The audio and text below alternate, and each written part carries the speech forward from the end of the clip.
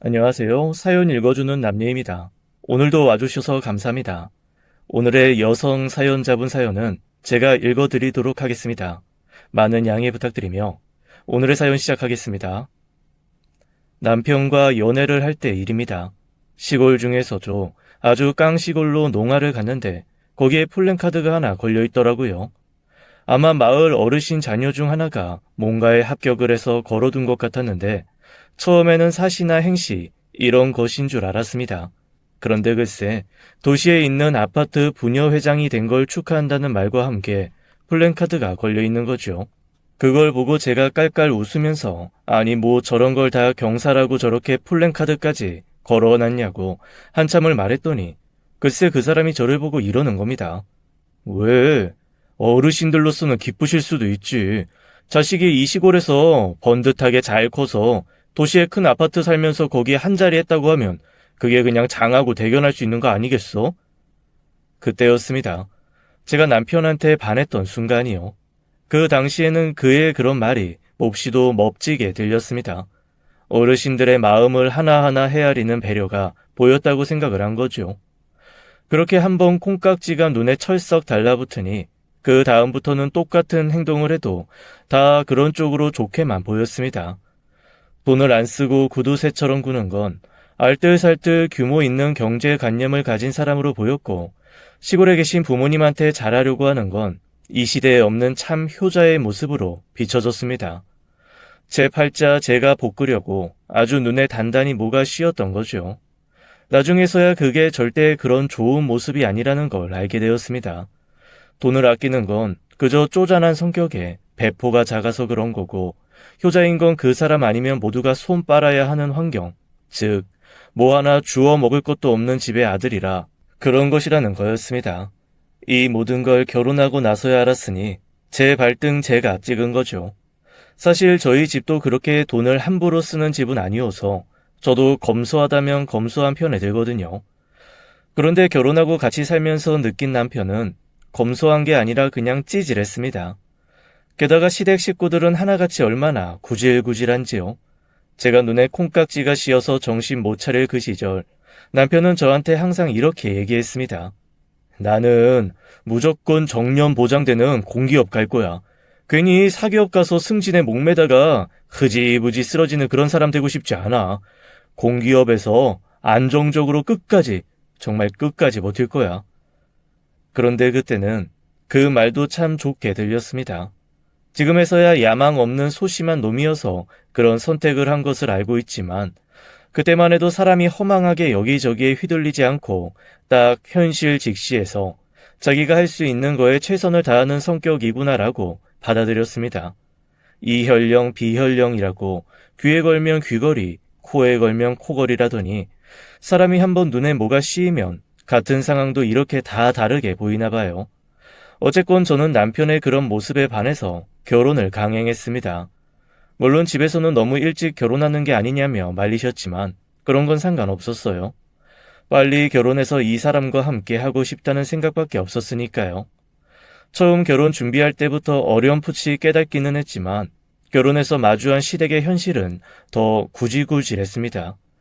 일단 제가 처음에 농활 가서 아니 무슨 부녀회장이 된 거를 저렇게까지 플랜카드를 써 붙이냐고 비웃었을 때 남편이 했다는 말 있잖아요. 그게 다 자기가 찔려서 그런 거더라고요.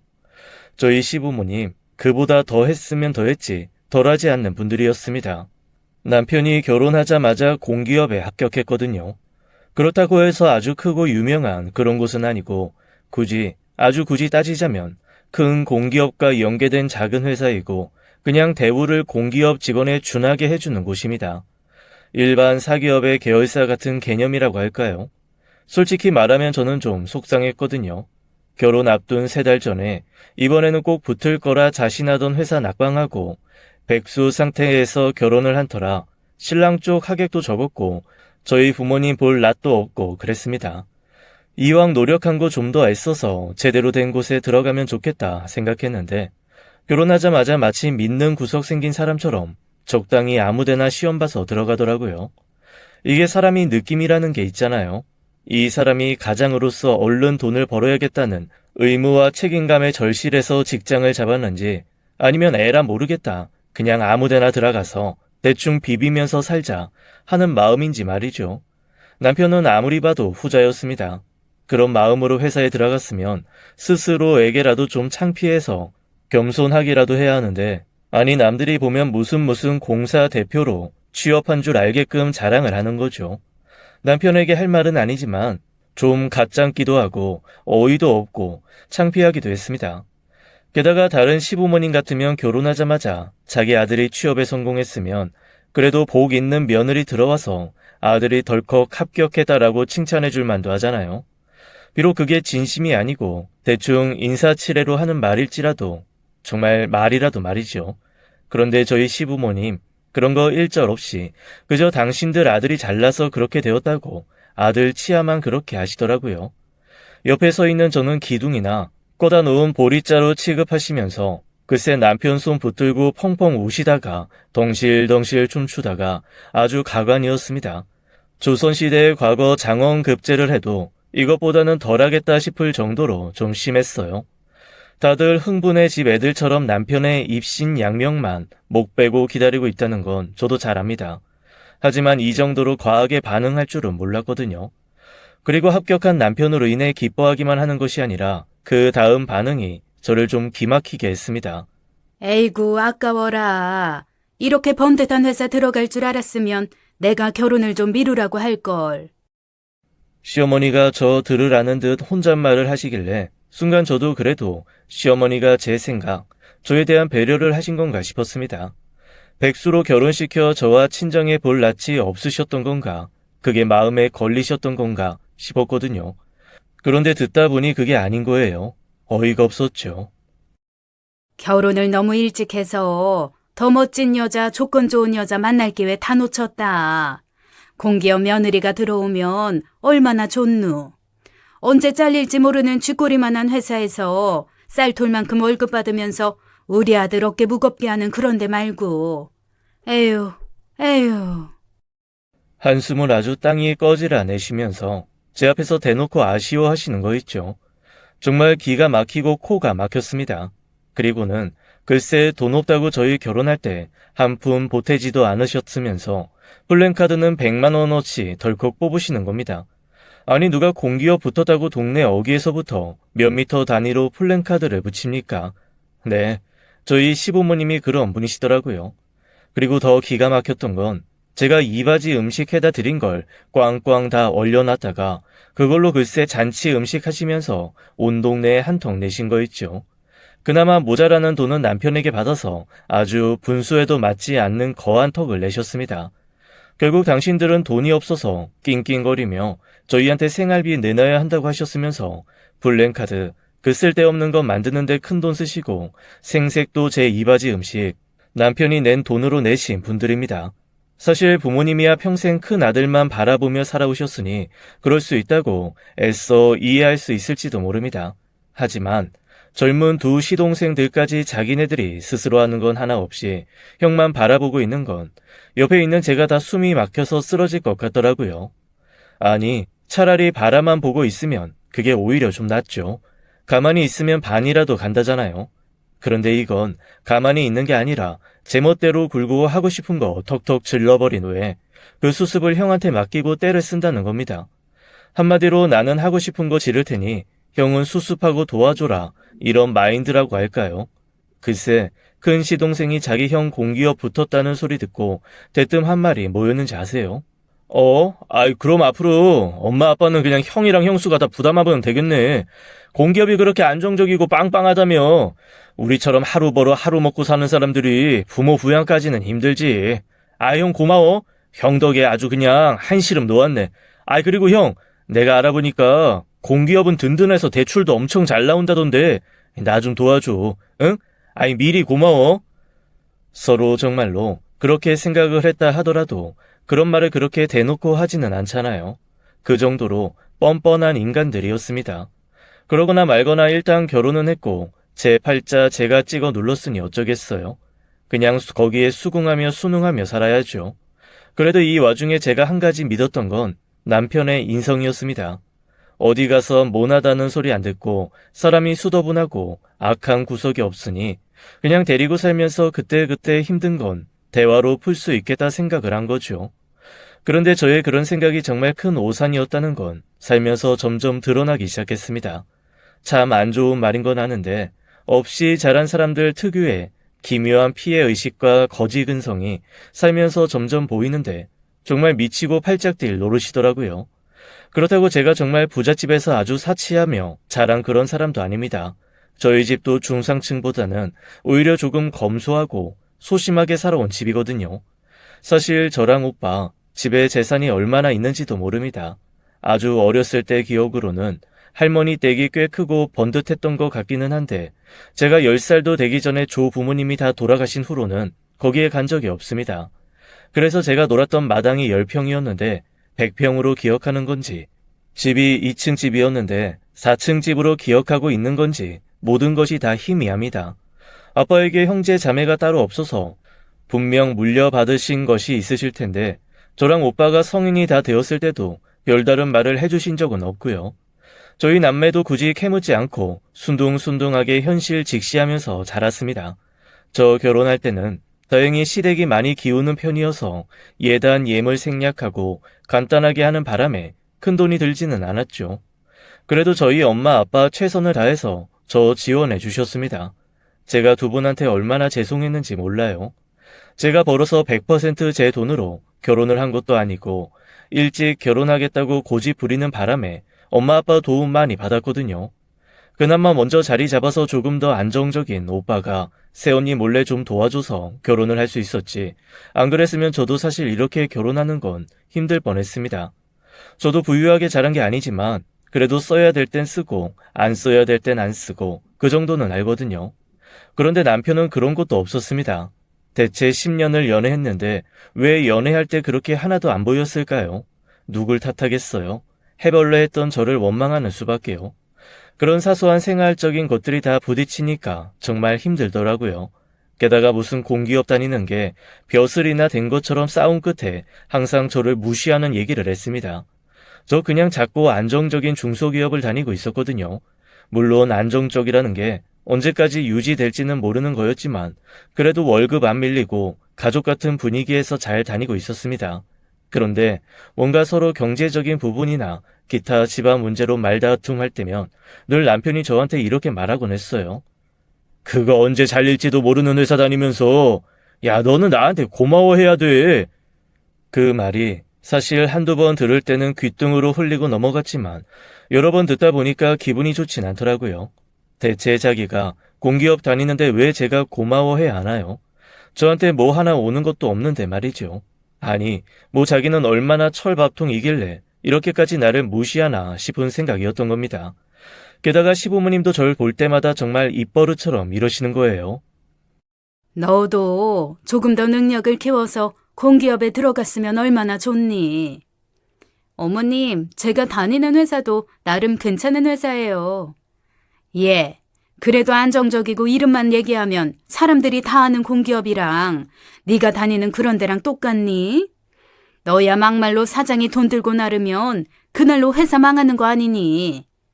에이, 어머님, 요즘에 누가 그렇게 회사를 운영해요. 그리고 사실은 공기업이 망하려면 더 금방 망할 수도 있어요. 갑자기 구조조정하거나 다른 데랑 합쳐버리면 공기업이야말로 빼도 박도 못하고 그냥 하루아침에 바뀌어버린 건데요. 완전히 상황이 바뀌는 건데요. 어머, 얘, 너는 말을 해도 애가 왜 그렇게 못되먹게 하니? 그래서 네 남편 회사가 하루아침에 망했으면 좋겠다고 지금? 이 시어미한테 시위하는 거야 뭐야? 아니, 어머니 그게 아니라 어머님이 너무 제가 다니는 회사 무시하고 그러시니까. 예, 내가 무시를 하긴 뭘 무시를 해. 말이야 바른 말이지.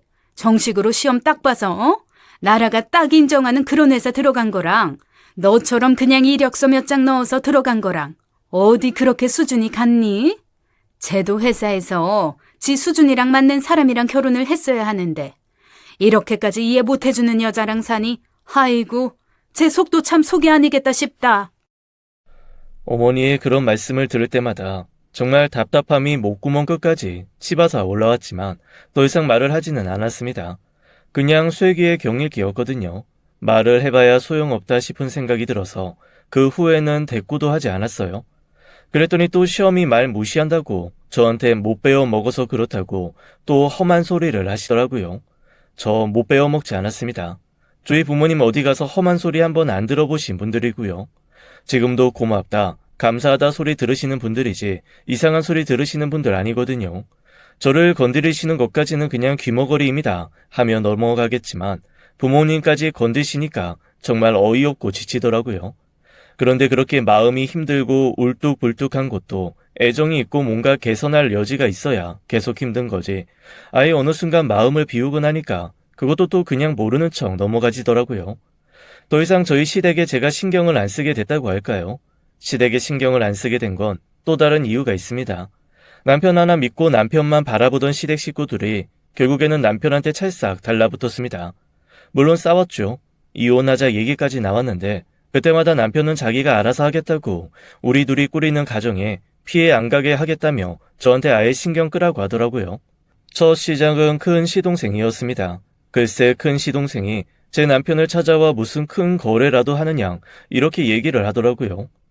형, 나 아무래도 회사 생활은 진짜 나한테 안 맞는 것 같아. 내가 살면서 이제 앞으로 다시는 형한테 저기 이런 거 저런 거 해달라는 얘기 안 할 테니까 그냥 더도 말고 덜도 말고 딱 2천만 원만 사업 자금으로 좀 대주라. 처음에는 펄펄 뛰면서 절대 안 된다고 했습니다. 저희도 없는 마당에 2천만 원이 어딨어요. 그리고 누가 빚을 내서 형제 사업 자금에 조건 없이 투자를 하겠습니까? 그런데 항상 형에 비해 모자라는 듯한 남동생 안타까워하셨던 저희 시부모님이 눈물바람을 있는 대로 하면서 남편한테 읍소를 한 겁니다. 동생도 든든하게 서야 집안이 편하지 않겠냐며 그 2천만 원 그냥 군말 없이 해줬으면 좋겠다고 하신 거죠. 그런데 제 남편이 한 가지 아주 나쁜 습관이 있어요. 뭐랄까 착한 장남 증후군이라고 할까요? 자기는 집불도 가진 거 없고 해결할 능력도 없으면서 주변에서 우리 장남 멋있다, 우리 형 최고다 이렇게 우쭈쭈 세워주면 그 칭찬에 취해 무리해서라도 번듯한 장남 노릇하고 싶어하는 그런 병입니다. 그런데 이런 식으로 남편의 착한 장남 증후군을 이용하는 사람이 큰 시동생 하나라면 그나마 다행이라고 자조했던 것이 저의 불행의 시작이었죠. 큰 시동생은 뭐라도 해보겠다며 형한테 돈을 뜯어가는 희망 고문을 하는 사람이라면 작은 시동생은 그냥 무작정 사고치고 형이 해결해줘야 한다고 들어눕는 사람이었어요. 형이 도와줘야 한다, 아니면 나 죽는다 하고 배째라고 하는 거죠. 물론 큰 시동생도 뭘 해보겠다고 가져간 돈으로 제대로 뭔가를 한 적은 단 한 번도 없어요. 그래서 제가 희망 고문이라고 한 겁니다. 작은 시동생은 늘 한밤중에 전화를 해 저희 부부의 가슴을 철렁하게 만들었습니다. 보통 사람들이 치거나 술 먹고 행패를 부리거나 음주 운전을 하거나 사기를 당하거나 사기를 치거나 그것도 아니면 도박판에서 다 잃고 무서운 사람들한테 협박당하는 거죠. 정말 사고뭉치 중에 사고뭉치예요. 오죽하면 제가 작은 시동생은 어디서 허구한 날 무슨 사고를 칠까 고민하는 사고 수집가 같다는 얘기를 할 정도였죠. 이런 식으로 한두 번도 아니고 시댁 식구들한테 매번 뭔가 사고 수습에 대한 책임과 돈이 들어가다 보니까 저도 점점 지쳐가기 시작했습니다. 게다가 결혼하고 2년째 되던 해에 저희 친정 아빠에게 큰일이 하나 생겼거든요. 평소 잔병 치레 없이 건강하셨던 분인데 어느 날부턴가 자꾸만 피곤하고 뭔가 컨디션이 안 좋다고 하셔서 저랑 오빠가 억지로 고집부려 건강검진을 시켜드렸습니다. 그런데 저희 아빠 늘 이렇게 말씀하시는 분이거든요. 사람이 없던 병도 앓게 되면 그때부터 아파. 그냥 적당히 이 나이 때쯤까지 살았으면 억울할 거 없겠다 하는 나이까지 살면 굳이 건강검진이니 뭐니 해서 긁어부스럼 만들 필요 없다. 어차피 모든 사람한테 공평하게 죽음이야. 나야 뭐 자식 둘 다 시집 장가 보냈지. 며느리 사위 다 봤지. 그리고 내 마누라랑 알콩달콩 행복하게 살았지. 더 이상 바랄 게 없다. 언제 죽어도 괜찮은 삶을 살았으니까 건강검진 같은 거 해서 애써서 살려고 노력하지 않을란다. 아빠, 그런 말이 어딨어. 그래도 사는 동안까지 건강하게 살아야지. 사람이 그래도 병은 사방팔방 소문내고 알리랬다고 하잖아요. 건강검진 한 번은 받아요. 그렇게 몇 달을 설득해서 건강검진을 했는데 글쎄 거기에서 그만 췌장암이 발견되고 말았습니다. 그것도 이미 꽤 진행된 말기 상태여서 병원에서는 시한부 판정을 내리더라고요. 지금으로서는 항암 치료도 크게 소용없고 수술도 불가하다고 했습니다. 오히려 편안하게 돌아가실 수 있는 환경을 만들어주는 게 낫다라는 얘기를 하더라고요. 저랑 오빠가 얼마나 큰 충격에 빠졌는지 모릅니다. 그런데 오히려 아빠는 그 얘기를 들으시더니 거봐라 이렇게 말씀하시더라고요. 거봐라. 아이 나는 내가 다 느낌이 있었다니까. 야 이거 몰랐으면 아이 괜히 병원비 안 들이고 그냥 즐기면서 네 엄마랑 여행이나 다니며 그렇게 살다 가지 않았겠냐. 그런데 이게 뭐야. 괜히 병이 뭔지 알아가지고 아이 자식 새끼들 심란하게 만들고 네 엄마 눈물 빼게 만들고. 아빠 시한부야. 그런데 지금 이 와중에 그런 말이 나와? 아버지, 우리 다른 병원 한 번 더 가봐요.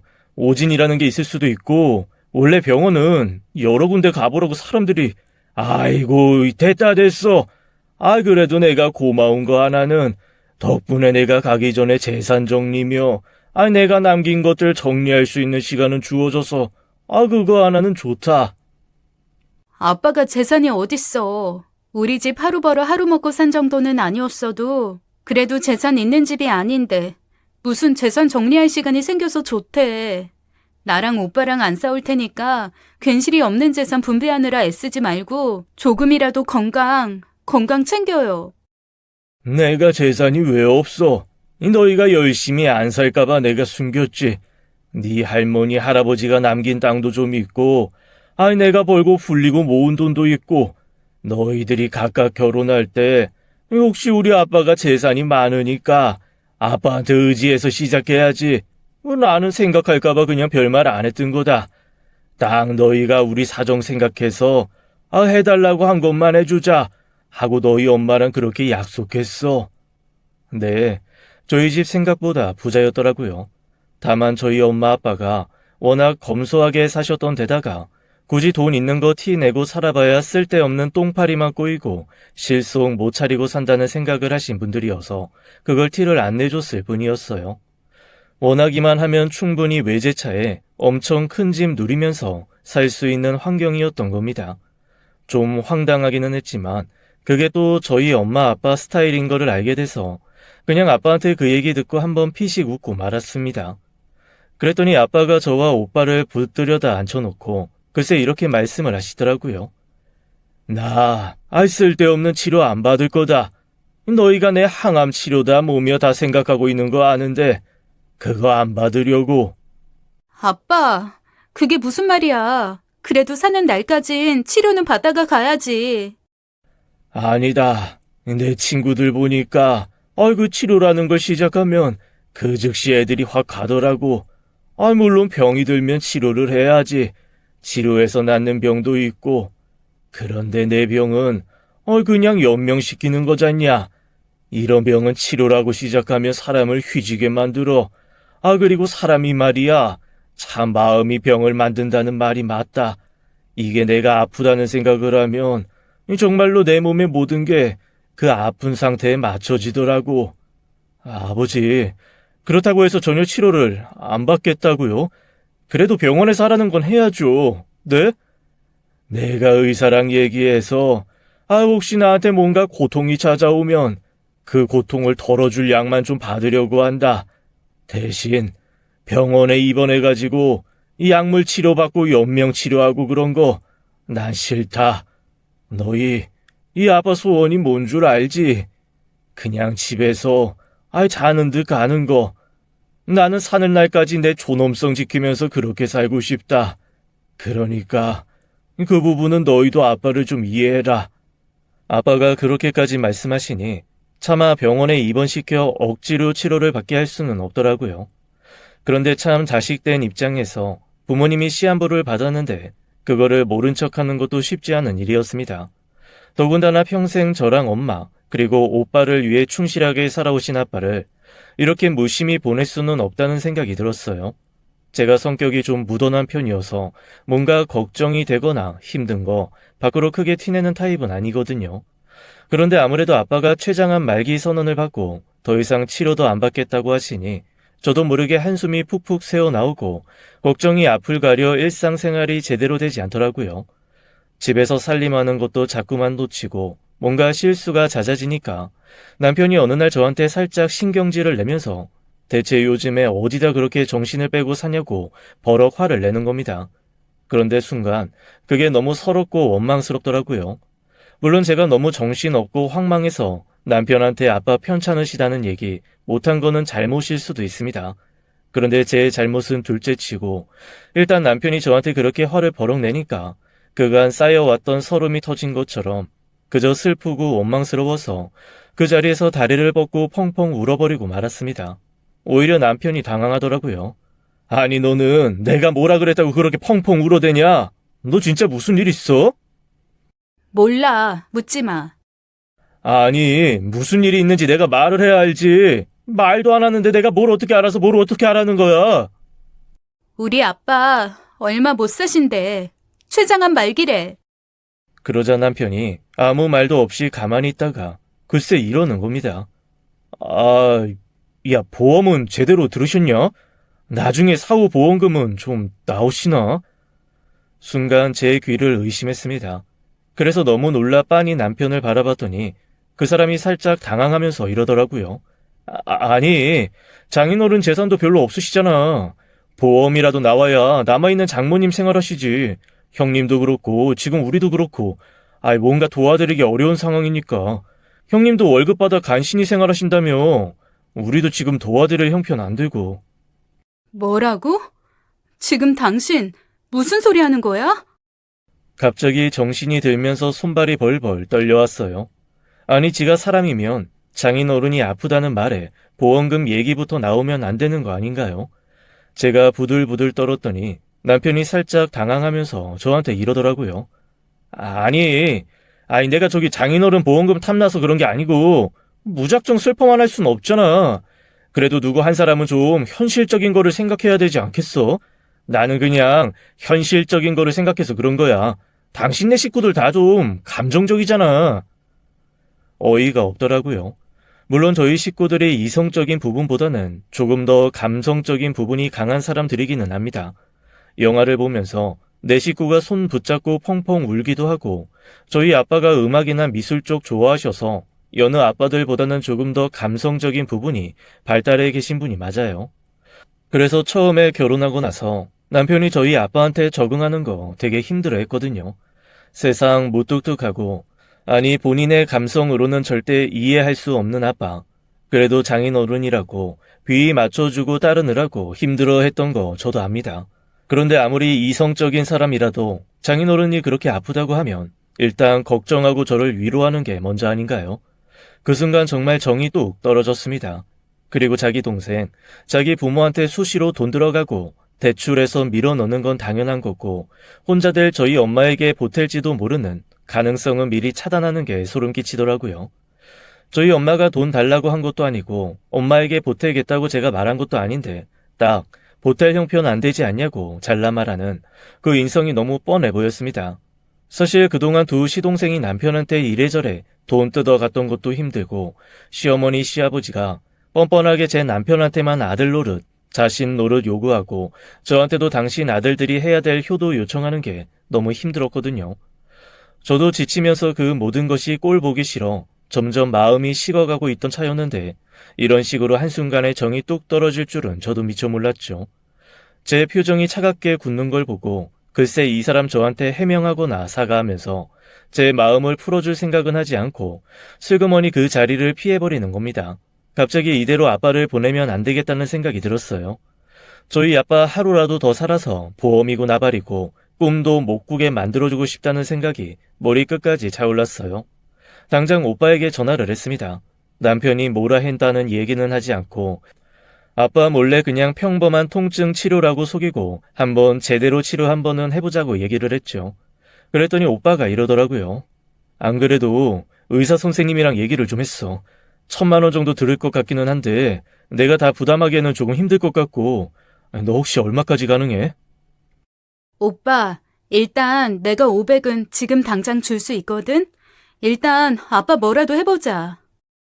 그렇게 저희는 절대 치료하지 않겠다는 아빠를 어떻게 하든 한 번은 제대로 된 치료를 받게 해주고 싶다는 생각에 병원으로 모셨습니다. 둘이서 500만 원씩 내서 아빠의 치료를 시작했죠. 그런데 제가 너무 정신이 없어 돈 뺀 통장을 식탁 위에 뒀었나 봐요.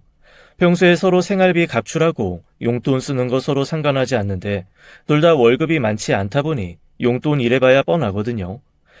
하지만 저는 남들처럼 식후에 커피를 마시는 것도 카페인에 예민해서 안 하고 회사 건물에 있는 타 회사 식당을 이용할 수 있는 식권이 매달 20장씩 나옵니다. 먹을 거에 크게 집착하는 편도 아니고 식당 밥도 마시는 편이어서 늘 식권으로 구내 식당을 이용하니 사실 식비가 거의 들지 않습니다.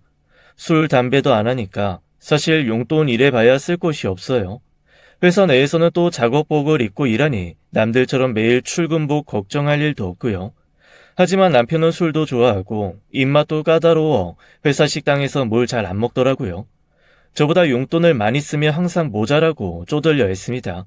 게다가 사고 치는 막내 시동생, 걸핏하면 돈 좀 보태달라 하는 첫째 시동생에 무슨 공기업에 다니는 게 화수분 항아리 쥐고 있는 거라 생각하는 시부모니까지 건사해야 하니 빚더미가 아닌 게 용하죠.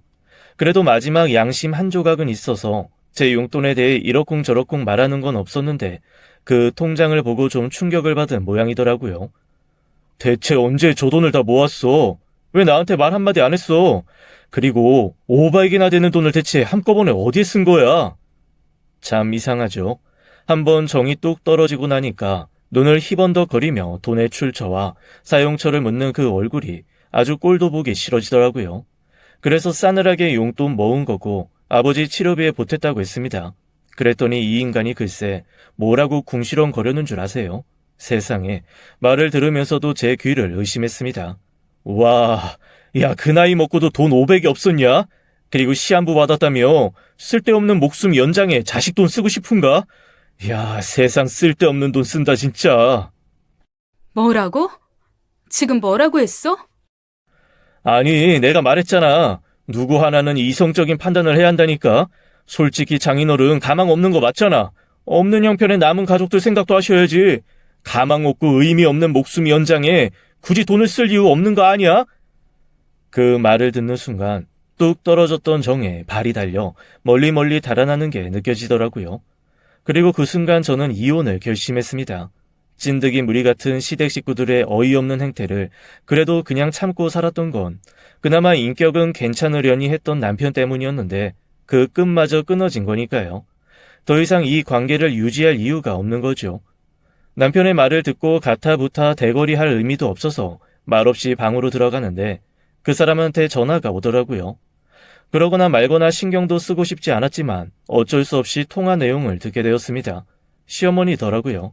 또 뭔가 쿵짝이 맞아 일을 꾸미는지 전화를 받으며 남편은 제 눈치 한번 쓱 보고 밖으로 나가버렸습니다. 눈앞에 그 인간이 안 보이니 그제야 화가 치밀어 오르고 눈물이 밀려 나왔습니다. 그 길로 당장 변호사를 찾아가 이혼 의뢰를 하고 돌아오는 길, 저는 오빠에게 아버지가 돌아가셨다는 전화를 받았습니다. 장례를 치르는 동안에도 시댁과 남편에게 서운한 게 한두 가지가 아니었지만 어차피 마음이 떠나고 나니 그런 것들이 서운하거나 분하거나 그런 마음도 들지 않더라고요. 그저 아버지가 제 이런 복귀는 속 다 모르고 돌아가신 게 다행이다라는 생각이 들었습니다. 장례를 치르고 저는 친정 엄마와 친정 오빠에게 그동안 시댁에서 제가 겪은 일들을 얘기하고 이혼하겠다는 말을 했습니다. 한숨 푹푹 쉬던 엄마가 그렇게 하라고 하시더라고요. 그러면서 그제야 저한테 이러시는 겁니다. 내가 처음에 네가 결혼한다고 했을 때 더 말렸어야 했는데 사실 네 아빠가 돌아가시기 전까지 박서방 눈에 복이 하나도 없고 욕심만 드글드글하다고 너 고생할까 봐 그 걱정하다가 가셨다. 모르고 가셔서 다행이야. 모르고 가셔서 다행이야. 그리고 오빠는 제 얘기를 들으면서 몇 번이고 분을 참지 못해서 한숨을 푹푹 쉬고 끊었던 담배까지 다시 꺼내서 입에 물더라고요. 새언니도 어이가 없다며 감정 표현 잘 안 하는 무뚝뚝한 사람이 글쎄 저를 다 안고 토닥여 주었습니다. 엄마 볼 낯도 없고 오빠 볼 낯도 없었지만 그래도 이 상황에서 제가 믿을 사람이 누가 있겠어요. 가족밖에 없죠. 제가 이혼을 할 거라는 얘기를 하면서 저도 모르게 기가 죽은 모습을 보였나 봐요. 엄마가 잠시 망설이시다가 저와 오빠를 불러다 앉히시더라고요. 그러면서 이렇게 말씀하시는 겁니다. 너희 아빠가 남긴 유산이 많아. 오빠가 깜짝 놀라며 엄마에게 물었어요. 엄마, 그게 무슨 말이에요? 그냥 좀 넉넉하게 살 수 있는 정도가 아니고요? 내가 얘기했잖아. 너희 아버지, 할아버지랑 할머니한테 물려받은 땅도 있고, 그리고 너희가 알다시피 너희 아빠 사람이 얼마나 알뜰했니?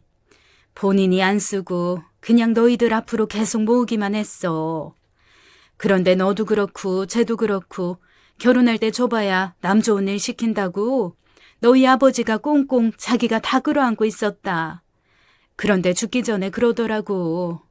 이제 애들도 각자 자리 잡을 때 됐으니 적당할 때 다 나눠주라고. 아빠가 남기신 재산은 생각보다 액수가 컸습니다. 오빠랑 저랑 각각 못해도 20억씩은 물려받게 생겼더라고요. 엄마가 제 손을 꼭 잡으면서 이렇게 말씀하셨어요. 이 얘기 왜 해주냐면 이혼하고 어떻게 사나 혼자 푹푹 한숨 쉬면서 고민하지 말라고 해주는 거야. 너 이혼하고 그 누구보다도 잘 살 수 있어. 그러니까 기죽지 말고 너 하고 싶은 대로 해. 네 생각대로. 네, 엄마 고마워요. 엄마의 말을 듣고 나니까 이게 참 웃기더라고요. 갑자기 어디선가 저도 모르게 없던 용기가 마구 솟아났습니다. 이게 믿는 구석이 있다는 게 이렇게 무서운 일이더라고요. 그리고 장래의 사구제까지 싹 마무리하고 며칠 뒤 저는 남편에게 이혼하자는 말을 했습니다. 처음에 남편이 코웃음을 치더라고요. 네가 이혼하고 혼자서 잘 살 수 있겠나며 비아냥거리는데 그 모습이 너무 꼴보기 싫은 거예요. 그래서 제가 남편한테 처음으로 제 속에 있는 얘기를 다 했습니다. 끝도 없이 밑빠진 독에 물 붓게 하는 가족 붙어있는 너보다는 잘 살 수 있을 것 같아. 뭐라고? 야, 너 말 너무 함부로 하는 거 아니야? 너무한 거 시작한 건 당신이 먼저지. 내가 아빠한테 돈 쓰는 것부터 시작해서 험한 소리는 당신이 먼저 했잖아. 난 더 이상 우리가 부부로서 유지될 수 없다고 생각해. 그냥 조용히 헤어지자. 그러자 남편이 한숨을 푹 쉬면서 오히려 적반하장으로 저한테 짜증을 내더라고요. 안 그래도 지금 나 너 아니어도 골 아픈 일 많거든? 진짜 너라도 좀 가만히 좀 있어라. 뭘 이혼을 하긴. 조금 서운하다고 툭 하면 이혼 얘기하고. 너 그런 여자였냐? 기가 막히고 코가 막혔습니다. 아니 본인이 잘못한 거는 하나도 생각 안 하고 오히려 저한테 모든 책임을 전가하더라고요.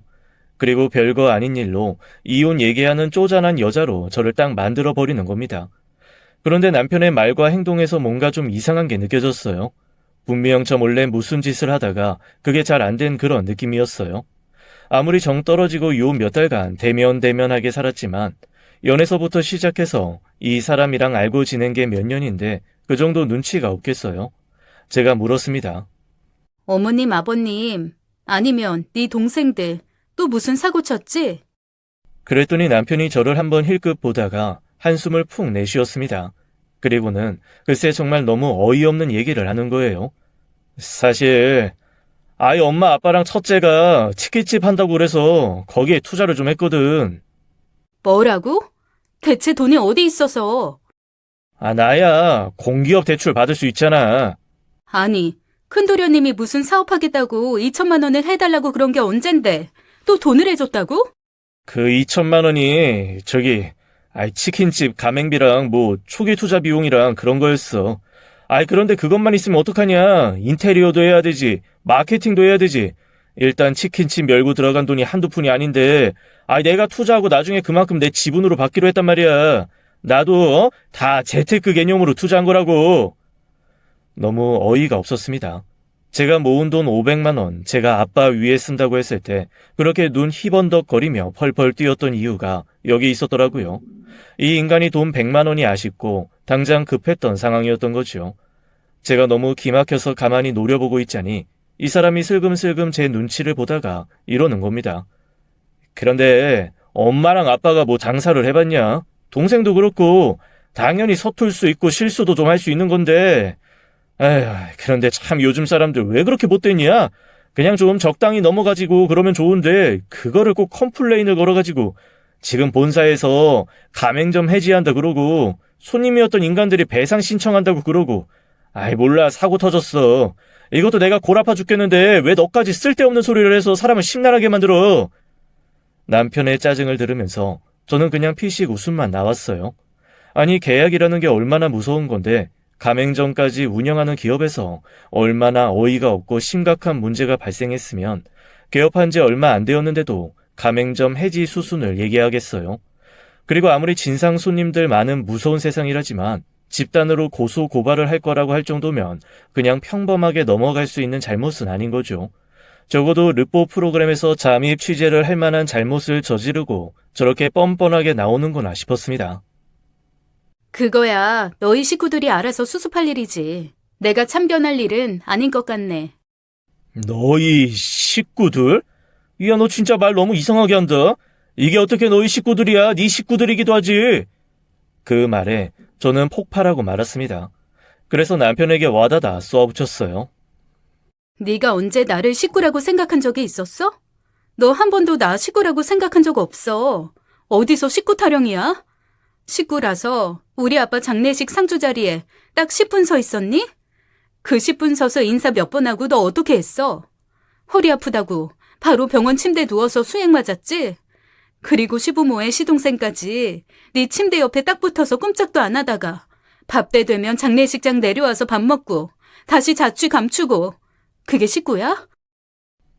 야, 그때는 내가 진짜 아파서. 놀고 있네. 그리고 식구라면서 나한테 이런 방구 말도 없이 대출 척척 받아서 여기저기 뿌리고 다녔니? 너는 날 가족이라고 생각하는 게 아니야. 그래서 나도 널 가족이라고 생각 안 해. 나는 이 이혼 진행할 거야. 만약에 네가 순순히 이혼 안 해주면 소송도 불사할 거니까 그냥 곱게 끝내자. 그랬더니 남편이 저를 가만히 노려보다가 글쎄 이러더라고요. 나 재산 분할 한 푼도 못 해준다. 각자 가지고 왔던 것만 가지고 가자. 그 얘기를 듣고 옳았구나 했죠. 어차피 인간 빚밖에 없을 게 뻔했기 때문에 그러겠다고 했어요. 그렇게 저는 남편과 이혼을 시작했습니다. 저와 이혼을 준비하면서 그 사람이 여기저기 바쁘고 정신없었어요. 부모님과 형제들이 친 사고를 수습하러 다니느라 몸이 10개라도 모자랄 판이었죠. 그런데 저는 오히려 이혼 준비를 하면서 더 기막히고 어이없는 사실을 하나 알게 됐습니다. 아니, 돈 없고 바쁘다고 정신없다는 핑계로 저랑 시장 한 번 안 가던 그 인간이 글쎄 꼴에 바람도 피우고 있었더라고요. 참 정말 가지가지 한다 싶은 생각이 들면서 그래, 한번 네가 하고 싶은 거 다 해봐라 하는 생각이 들었습니다. 사람이 너무 어이가 없으니까 실수만 나오더라고요. 그것도 얼마나 웃기게 제가 발견했는 줄 아세요? 그렇게 제가 잔소리 하면서 차에 있는 블랙박스 한 번씩은 업데이트도 하고 안에 있는 메모리도 리셋해줘야 된다고 제발 그것 좀 하라고 했거든요. 그런데 뭐 제 말을 듣나요? 귀뚱으로도 안 듣길래 목마른 놈이 우물 판다고 그냥 제가 메모리 꺼내서 리셋을 하려고 했습니다. 그런데 참 사람이 촉이라는 게 무섭죠. 리셋하기 전에 그냥 괜히 한번 메모리가 너무 보고 싶은 거예요.